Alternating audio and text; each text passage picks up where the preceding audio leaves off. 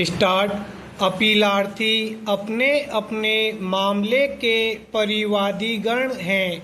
नाथू सिंह के मामले में अपीलार्थी परिवादी के पुत्री का विवाह मामले के निजी प्रत्युत्तरदाता अभियुक्त के साथ दिनांक 14/2/2014 को संपन्न हुआ था, जो अपने वैवाहिक गृह में दिनांक 2/1/2021 को संदेहास्पद स्थिति में मृत पाई गई थी।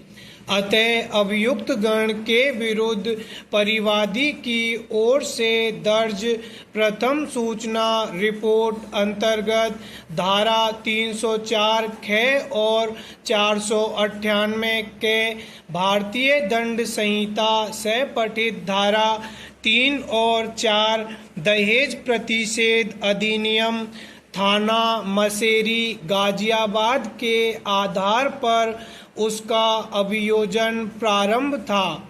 दूसरे मामले में अपीलार्थी परिवादी ओमपाल सिंह के भाई और पुत्रों पर अभियुक्त गण ने हमला किया था। अतः उनके विरुद्ध भारतीय दंड संहिता की धारा 307 और 504 से पठित धारा 34 के अंतर्गत अभियोजन प्रारंभ किया गया।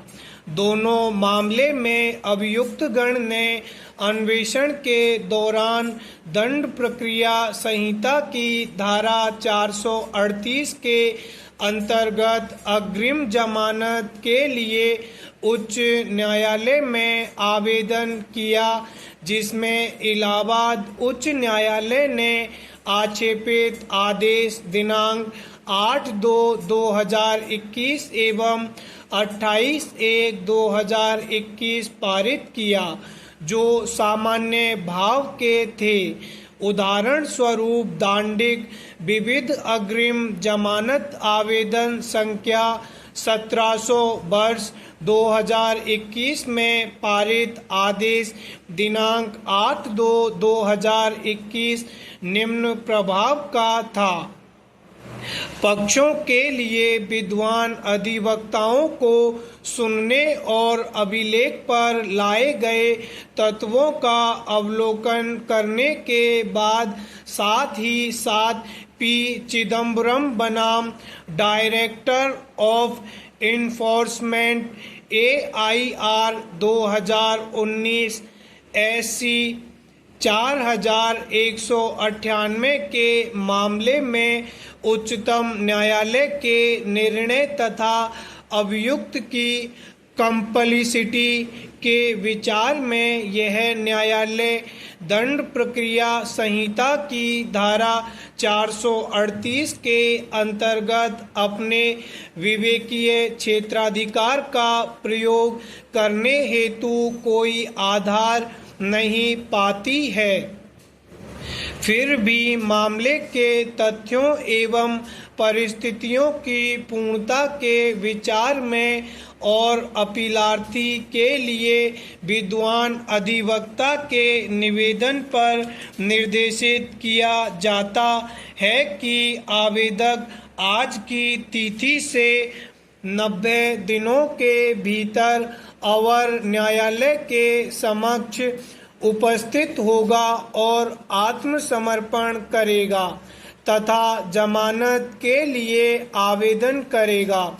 उनके जमानत हेतु प्रार्थना पत्र पर अमरावती और एक अन्य बनाम उत्तर प्रदेश राज्य 2004-57 AIR 290 में इस न्यायालय के द्वारा और साथ ही साथ लाल कमलेंद्र प्रताप सिंह बनाम उत्तर प्रदेश राज्य 2009 ADJ 322 SC के मामले माननीय उच्चतम न्यायालय के द्वारा स्थापित विधि के अनुसार विचार किया जाएगा और विनिश्चित किया जाएगा। तब तक आवेदनगण के विरुद्ध कोई उत्पीड़क कार्यवाही नहीं किया जाएगा। पैरा उपर्युक्त प्रभाव के आदेशों से व्यथित होकर उपर्युक्त मामलों के परिवादीगण ने यह एसएलपी प्रस्तुत किया।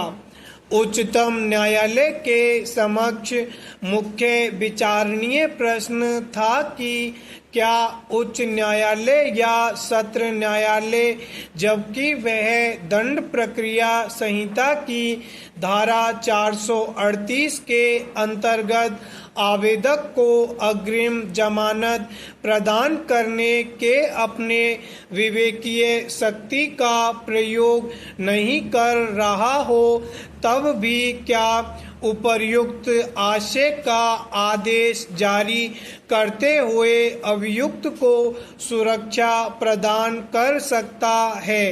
अर्थात जब न्यायालय आवेदक गण के जमानत आवेदन पत्र को निरस्त कर रहा है, तब क्या उन्हें गिरफ्तारी से संरक्षण प्रदान किया जा सकता है। पैरा दंड प्रक्रिया संहिता 1973 की धारा 438 और हाल ही में इस न्यायालय के संविधान पीठ के द्वारा सुशीला अग्रवाल 2020-5 SCC 1 के मामले में दिए गए इसका निर्वचन तथा स्थापित विधि के विचार में स्पष्ट है कि चाहे वह एक सत्र न्यायालय हो या उच्च न्यायालय, कुछ निश्चित विशेष तथ्यों एवं परिस्थितियों में वह समय के एक निश्चित अवधि के लिए अग्रिम जमानत प्रदान करने का निश्चय कर सकता है, किंतु ऐसा करने के लिए उसे अवश्य ही कारण दर्शित करना होगा। फिर भी यदि धारा 438 के अंतर्गत जमानत प्रदान किया जाता है, तब वह सामान्यतः किसी नियत अवधि तक के लिए सीमित नहीं होता है और यह विचारण के समाप्ति तक अस्तित्व में रहता है। स्टॉप।